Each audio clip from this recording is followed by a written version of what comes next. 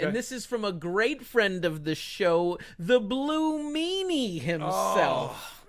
Brian Heffron, a.k.a. the Blue Meanie at Blue Meanie BWO. I love him.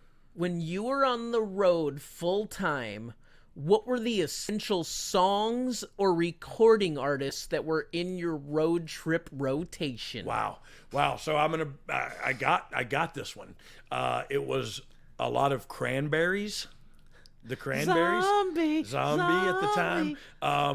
There was, look, I traveled a lot with Midian and Phineas, the Godwins. So we listened to country music at the time. There was some good country music out. Or actually in the early 90s, there was some good country music that we listened to then in 95 through.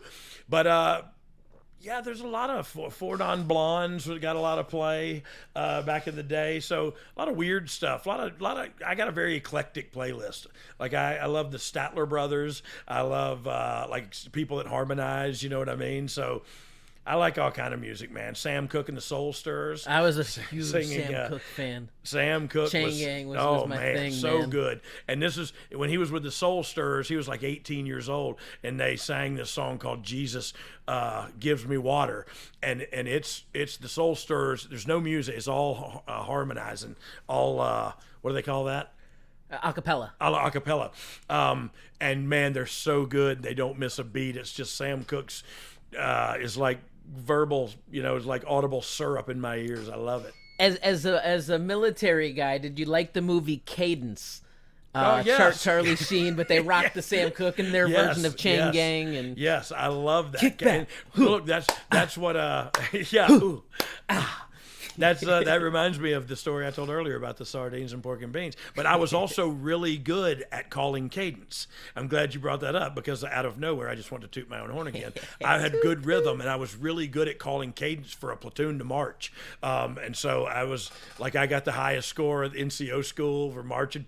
I was good, and I love doing that, because you can do stuff like that in actually doing the marches correctly and not doing a dance step in between. You can still have fun with it and do stuff like that that's rhythmic and cool. And when you get it like that, everybody's in sync. You know what I mean? And it feels good.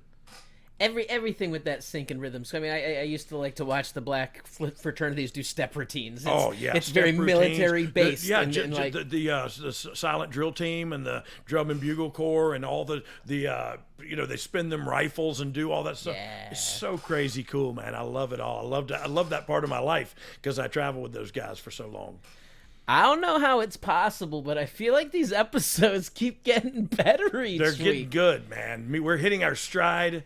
You have gotten over the rash you had, and so good for you. I feel like we're on like an early takeover streak. It just keeps up in the bar every time. You know what I saw, and I saw it today on social media, and I want to add to the calendar one day going forward, is to try to get Ron Killings on the show. Oh yeah, I think I'd love to go through that.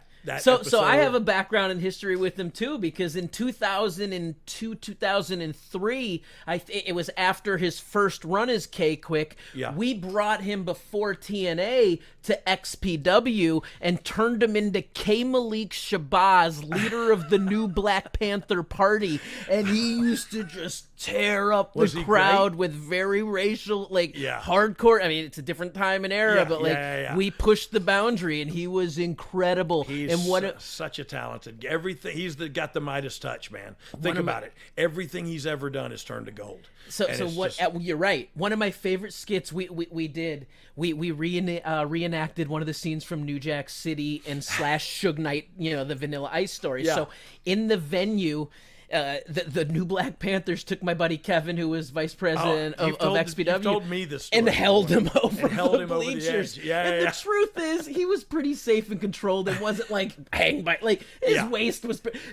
Kevin was freaking out and thought he was gonna die, terrified. And it was there's good times. And then used to take Killings in my on the rides and take the drive, and then we'd put on the music, and he'd start doing the head bod when we'd pull up at the red lights, so cars would just be looking and the cars bounce.